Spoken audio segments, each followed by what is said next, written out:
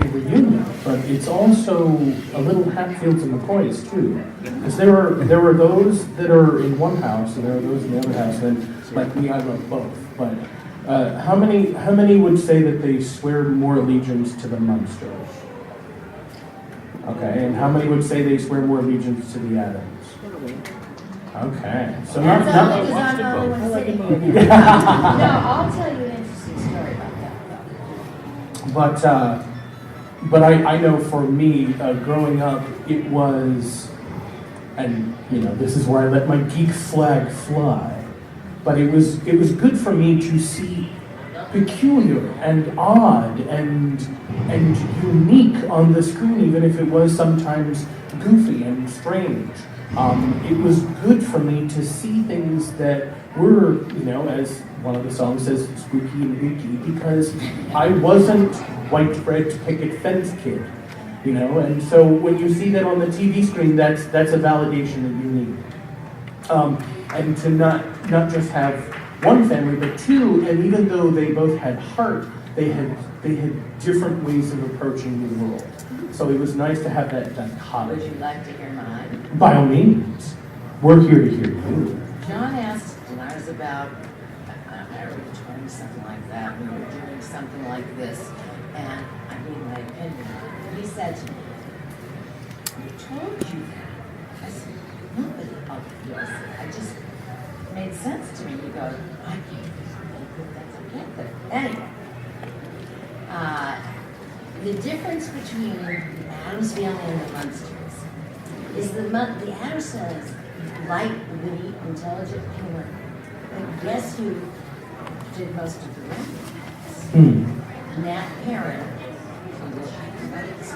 Oh, Munsters, wow. And the Munsters, to me, was more slapstickish, like the Three Stooges. So, same type of a thing, but completely different. That was the difference to me. And John, he was amazing that I put that together, And, but there's room for both, because they are different. Absolutely. Yeah, Butch Patrick's a really good friend of mine, and I love the lady coming up with these. And we have Miss Pat joining us right now. Thank you, Miss Pat,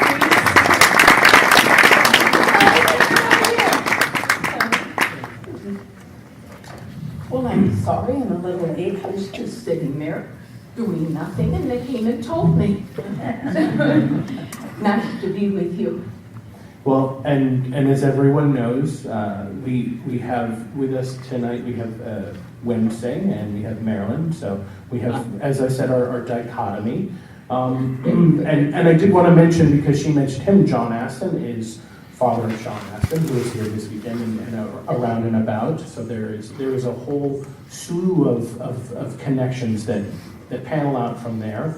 But I know that primarily when we talk about these types of shows that were in that time, I know for me, and I'm just Sean, I am Sean, I know for me, they gave me that sense of identity, that sense of connection, but also too, every episode of every show, regardless of how goofy or silly or fun or semi-serious it was, whatever they did, by the end of the show, it was about heart. It was about family. Both They were. loved each other, no matter Yes, where yes, they were. yes. It was all about family and heart. So Oh, did you know that what? I just remembered this. There was, and I was told this, when I was older, a TV Guide article that a psychiatrist said that the Addams Family was the most healthy family on TV.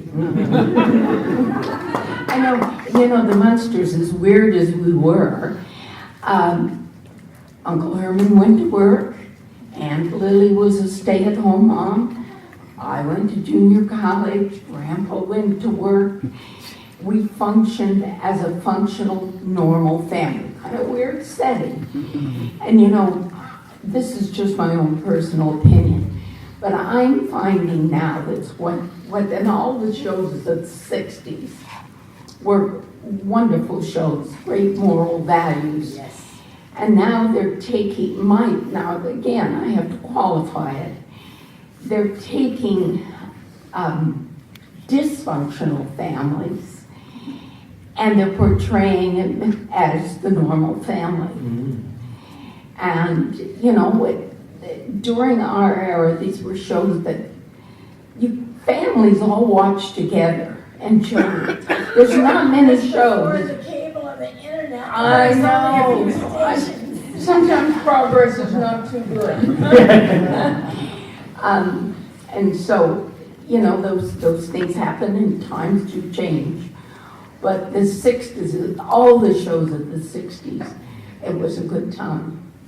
I kind of call it the dimming down of America, but, you know, that's just kind of my own opinion. I'm an old lady, you know, you can become eccentric and funny. Well, and you're allowed. Funny, ha-ha, I mean, not funny, ha-ha, funny. Weird. Well, you're definitely allowed to have your opinion and share it with us today because we're here for you. And I'd like to point out that not only do we have a dichotomy of families, we have a dichotomy of characters because we have Wednesday Addams with her headless doll. And we have Miss Marilyn, who was the one that everyone would see first and then see the Munsters. And, you know, she was the girl, but also she was the girl going to community college. And how often in that time were girls going to college? I'll give you a bit of trivia. Yeah. What was the name of the junior college I went to? Does anyone know? Does anyone know? Well, It's a very good trivia question. you'll win your next dinner party with this one. It was Westbury. Oh. What college? Westbury. Westbury College. Westbury. Oh. And I don't know where it was. I just went you there. remember what state? No. I don't think it existed in the real world as far as, because I don't think either show ever mentioned as a recognizable city or place. No. They were all in that ether that you know all the shows were in the Pleasantville world. Well, you know, they used a lot of poetic license at that time because a lot of people have come up to me and said, well, now, wait a minute. You were Aunt Lily's niece, and you don't look like Aunt Lily. Did you look like, was your mother, her sister, did she look like Aunt Lily? Or did she look like you? And I said, I have no idea. They never defined that. That's, you know, I just appeared. I think I would just say yes. Well, it would have been a funny episode had they brought her sister on. Indeed. And her sister was normal. Then that would start a controversy. Now, when these shows were on, did your casts ever interact while the shows were in broadcast? Oh, yes, not after the show. I mean, socially, no. We all were married, all had family, all had children. But while we were filming, we became a family personally as well as professionally. We all had children about the same age.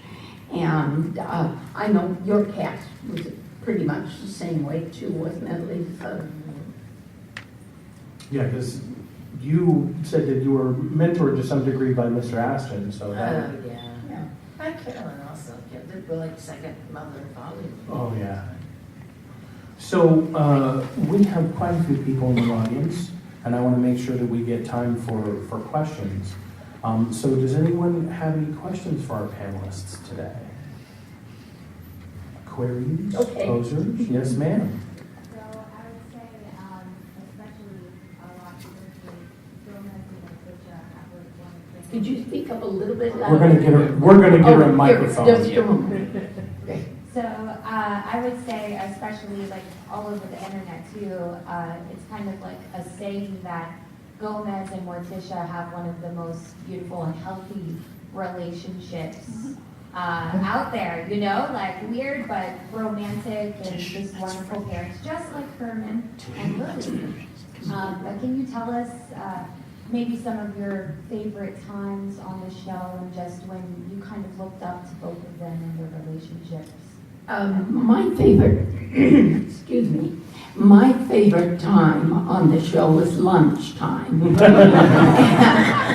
And that's because Grandpa and Uncle Herman and myself we went to the commissary for lunch every day we were filming. We had a little round booth, and I'd sit in the middle of the two of them, and we were all in costume. Well, I wasn't, but they were. And, you know, we'd have our lunch and what have you, and sit there and talk. And, you know, you'd walk out and people would say, oh my gosh, how can you sit there and eat and look at them and talk? You know, isn't that weird? And, you know, it just goes to show, when you know someone, you don't see color, you don't see strangeness, you don't see anything. You just share, you know, whatever your common interest. We'd sit there and talk about our kids and whatever. But those were moments for me. How about you? Oh, God, I loved all of it. They were so fabulous. The whole cast and crew to us kids. Carolyn Jones is the only one I let pull my first two. Oh. She tied a string around it, got ambisol, tied a string around it, tied it to a doorknob, and because it was dangling. Yeah. Anyway. Wouldn't let my mom, my grandmother, anyone come near. I spent a lot of time with her. I really loved her. And of course, later on, my eldest daughter dated Sean, and was the same age. And so I was doing the soap in New York, and Patty Duke, they were there for whatever reason, and I lived in a 52-story high-rise with a pool on the roof in Central Park.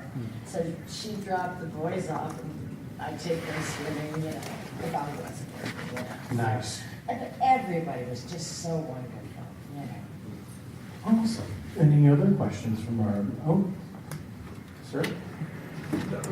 We're gonna bring a mic to you. Okay. This is like Phil Donahue. You stand up, you get the mic.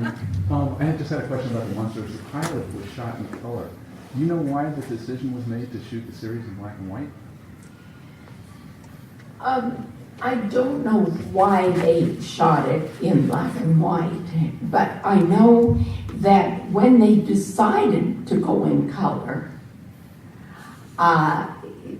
this was after we'd been on the air for 2 years. In fact, that was the reason we went off the air, because CBS, we were on the CBS network, and CBS wanted us to go in color, but they wanted Universal Studios to pay the cost, and Universal wanted CBS to pay the cost of color, and CBS just said, the hell with you. And the show was canceled.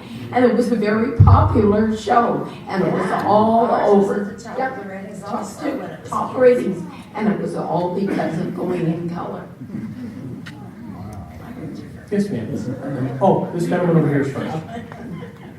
This may be kind of an off-the-wall question, but I always wondered, when they changed the theme music to the Munsters, they went from that wonderful harpsichord music to this rock and roll version of that, and I was not into rock and roll, and I was mad, and it was almost like they were dumbing it down to make it more palatable to the general audience. Would anyone ever discuss that, why that happened? No, that was never discussed. But you know, it's interesting because when you hear that theme song of the Munsters, you know it's the Munsters. I live in Idaho, and I was in a little tiny town. I'd been coming back from Salt Lake, and I'd stopped at a Subway to get a sandwich, and I'm standing in line, and it's lunch hour, a lot of workers there. My cell phone has the Munster theme on it, and I'm standing there in line, and all of a sudden it's dum dum da da dum da da dum, and I'm standing there, and couple of workers behind me says, oh my God, I haven't heard that in years. I said, no, not The Addams but it Family. is recognized. Oh, yeah, the Addams Family would play baseball games, you know, they, you know, with no lyrics, of course. Oh, And, sure. you know, and all kinds of stuff. It's like, someone suggested I put that as my ringtone. I said, yeah. Yes. Sean actually sang the theme song earlier today upstairs in his panel, so. Well, I tried to sing it. You may not have known what it was, but And then we have a young lady over here. Thank you so much.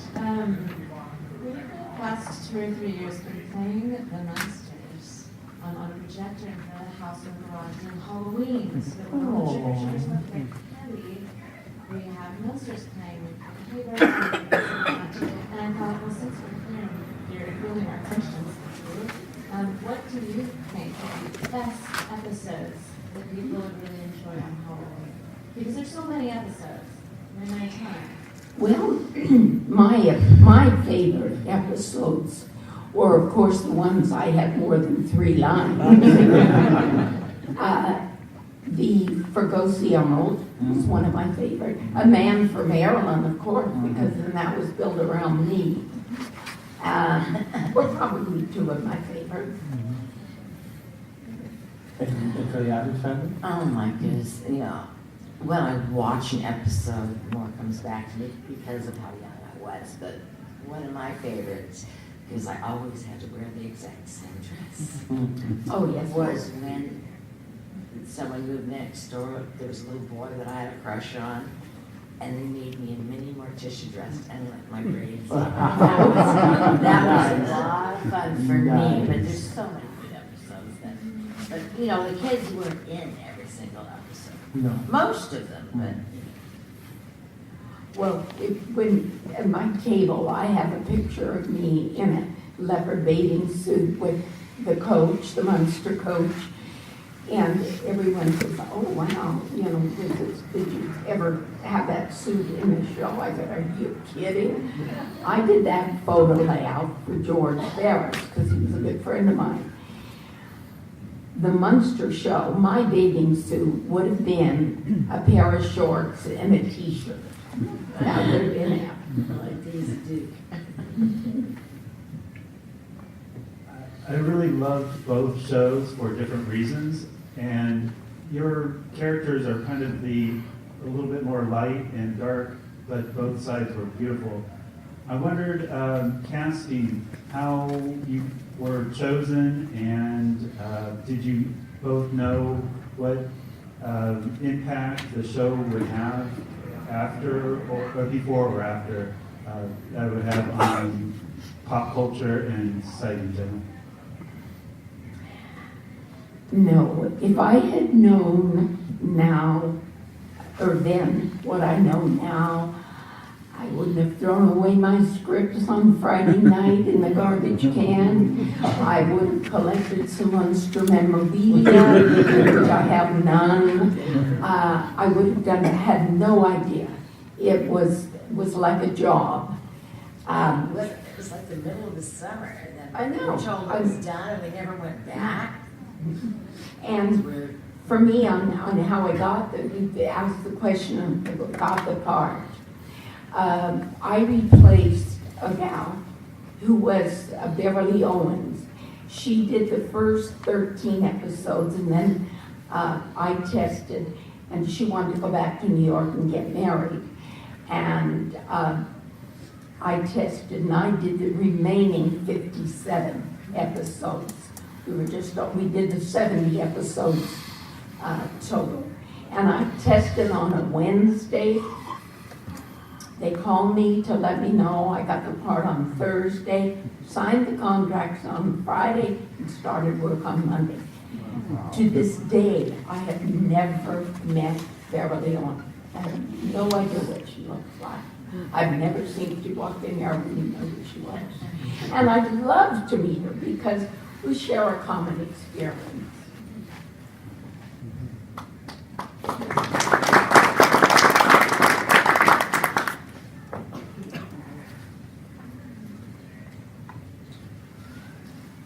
Thank you so much for being with us. I hope you're enjoying your time in San Jose. Yes. Two-part question. One, Pat, I know that you filmed the Universal Munsters. Lisa, where did the Addams Family? What lot were you folks on? My age, it was heaven. Where was it? It was a division of Universal called General Services in Hollywood. And what filmed there was Green Acres, the Beverly Hillbillies, Petticoat Junction, Mr. Ed, I mean, you name it, and there was animals all over the lot. Goats, everything. So, I mean, you know, in the Addams Family house, we had iguanas. But I got to play with baby, you know, animals. It was just so fabulous. So it was, yeah, general services, the smaller lot division of university. A film wings product, but the actual lot was called general service. Yeah, Pat, what else was filming at Universal at the time when you were there? Big Valley, McHale's Navy, Virginian, Beaver had wrapped by then, right? Beaver had wrapped. Yeah. In fact, the producers, Ed Connell and Joe Mosier, producers were also the producers of Leave It to Beaver. And they just almost wrapped that up and came up with the Munsters within 6 months after that. That's a dichotomy there, oh my gosh. And could you take us through a typical week for each of you? And then real quick, Lisa, have you had a chance, speaking of shared experiences, of meeting Christina Ricci, who I just met her yesterday, and I remember. played Wednesday in the films? Thank you. So a typical work week, a work day for you guys? Well, Monday, we came into the studio and we were the producer's offices, and we read the script, all of us, and Fred and Al would put a little input, and they changed things and work things out. Tuesday, we were on the set blocking the shots. And then we filmed Wednesday, Thursday, and Friday. And we filmed Friday night until however long it took to finish, sometimes be 8, 9, 10 o'clock at night by the time we finished. But that was the routine. A lot of hours, I know. Questions? With me, sorry, it was like, oh my goodness. So many hours, but you can only work children so many hours. Yes. It was like 8, and you had to have 3 hours with the tutor from the Board of Education. Mhm. Cool. Yes. So when I went back to public school, the old lady who taught us from Board of Education, right when the new math was coming in. She didn't know it, she didn't teach it to us, and I went right back. When I went back to public school, I was so far behind. But they weren't allowed to work us too long. On the soap opera, 14 hours and 40 pages of dialogue, storyline, etc. That was the next thing. So they would stop you work like early in the day, or did you work in the evenings as a youngster? It just depended. Most of the time we went in the morning Okay. to school. And they tried to film, because we had Butch, who was also in school. And they would try to, they'd film and get as many of his shots out of the way, and then he'd go to school for a couple hours, then he'd come out, and then it'd be everything with him. And then, of course, when they got all of his shots in, why then the rest of the family would take over. Yeah, you don't have so much time with children. Yeah, that's true. And Jackie Coogan, who was Uncle Fester, developed the Coogan line. Which, his parents, black and white film, took like $4 million from him. Think how much that money would be worth now. So when he was older, Coogan line developed. And they had to put away 30% of what you made legally, if your parents showed that you had to have a guardian with you on the set. If they showed you needed to live on part of that, and then the other two, taxes and fees for agents and things like that. Yeah. None of us made a lot of money at that time, No. trust me. What they make on an episode now, we work union minimum, and it's like probably 10 times a week what we make. Absolutely. Yeah, but John asked him, so can you go to Wax and I said, he said, consider this the royalties you should have got. Yeah, we never got Signing receipts. shows. None of the shows during the 60s received residuals.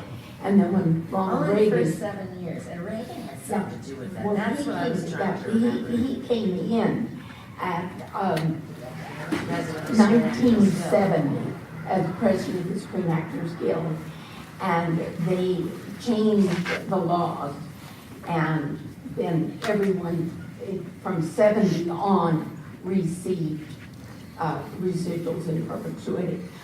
But they did not grandfather in any of the shows in the 60s. So that's why we're out doing shows. And what was it, a couple of years ago, they did a big class action lawsuit, including the actors, directors, and writers for foreign residuals. The actors didn't get anything, but the writers and No. directors did. And the Munsters has been one of the most merchandised shows that there's been produced. Zero. We got no merchandising rights. None. And I can tell you, I've seen quite a few Munsters and Addams cosplayers upstairs, so. Yeah. Sir, you had a question? Yes, recently, in the last 20 years, there have been reboots of both your shows. Some of them filmed, and one was actually a network show, The Munsters, and I think Addams Family were films.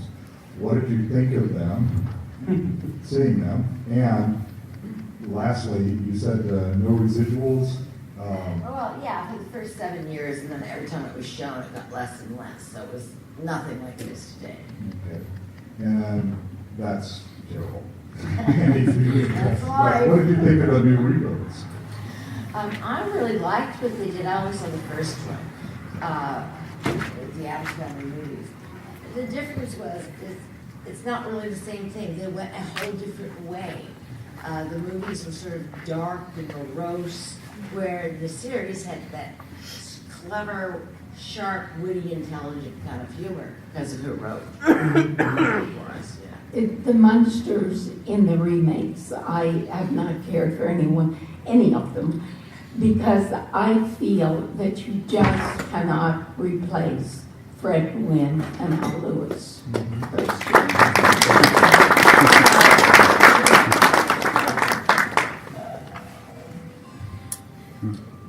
Question? Queries? Yes, sir. I'm coming. Phil Donahue.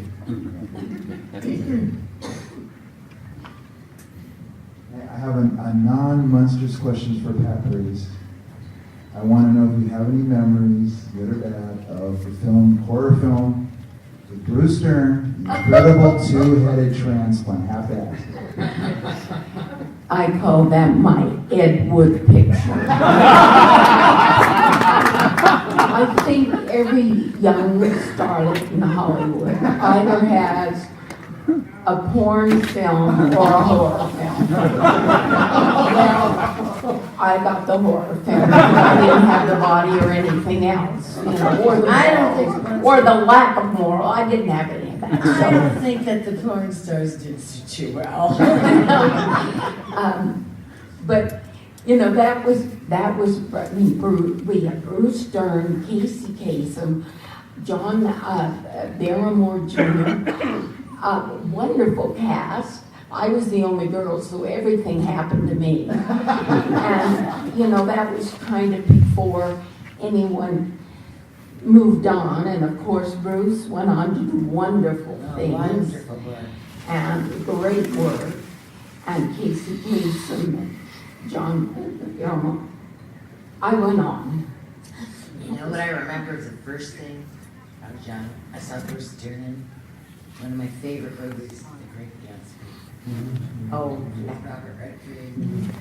oh, Bruce was a fabulous, and still is. And wonderful. he's Laura Dern's father, and the mother is Diane Ladd. Diane Ladd. Diane Ladd, right. Both fabulous actors. Questions? I have one. Speaking of favorite movies, what are your favorite movies and TV shows to watch right now? My favorite movie this year, of course, my favorite movie of all time is Gone with the Wind. And a lot of people share that with me. And there's another one that, for this year, I like it, or you hate it. Shape of Water. Shape of Water. I love it. I love it too. I thought Del Toro did an amazing job making it so real. You know? I watched it with my sister. I vote, so I get the Yeah, films. And I had my sister come over and to watch it. We finished. She said, "Oh my God, that was the most horrible thing I've ever seen." I am crying. I'm just saying, "Oh, that was beautiful. That was beautiful." Well, you have to have a good imagination if you're an actor. So you both vote in the Academy? Yeah, I'm sorry, I only Screen do actors, screen yeah. actors. Screen Actors, so you vote in the Screen Actors? Yeah. Yeah, so the SAG Awards, okay, awesome. Okay, nice. Questions? Well, oh, yes, ma'am. Phil Donahue's coming. You call her Stacy. I was just going to touch on probably the reason why Shape of Water meant to you, because it kind of had the same moral that both of your shows did too, that, you know, even though creatures different and considered a monster, you can still find love and common interests. So maybe that's why it touched your heart a little bit more so. I appreciate when they pull something like that off, and I think it was such a poignant story, you know, and the fact that she couldn't speak and he could read her mind, you know, it was just very well done and very interesting. Well, but you know, it was another version of Beauty and the Beast. It was just a different beast, and I think what a lot of people missed in the beginning, and I've seen it about 4 times, but what a lot of people missed in the beginning, seeing it for the first time, the reason she could not speak. It showed, you know, all the scrapes on her neck. Her parents abandoned her and apparently destroyed her vocal cords. That's why she could hear, but she couldn't speak. And they abandoned her by a river. So all of a sudden, this monster, Good-looking monster. better looking than the beast, the Beauty and the Beast. She cared for him. He cared for her. And it was finally someone that loved her and needed her. And that's what I saw in it. But, you know, if you didn't get the beginning and didn't get the groundwork, then you didn't understand. And yes, it was fantasy, but it was wonderful. Yeah, I know personally for me, I watched it, and I watched it on a whim. I was off work, couldn't hit my wife. My wife was at work. I watched it in the theater. I turned right around, paid another ticket, and watched it a second time. Because I was like, okay, now I need to actually watch what I just watched. I would like to thank you ladies for joining us today. It has been stupendous spending time with you. As I said before, these shows were about loving the differences in each other, family and heart and that community. And for me, really, it is an honor to sit here with you ladies today because those shows validated, you know, let the geek flag fly, you know. Those shows validated in me the weirdness that was in me, and I adore them to this day. And, you know, I was the kid who was, you know, going into the magazine and pulling out the pictures of the Munsters The Addams Family and sticking them up in the room. So thank you so much, ladies. Thank you very much.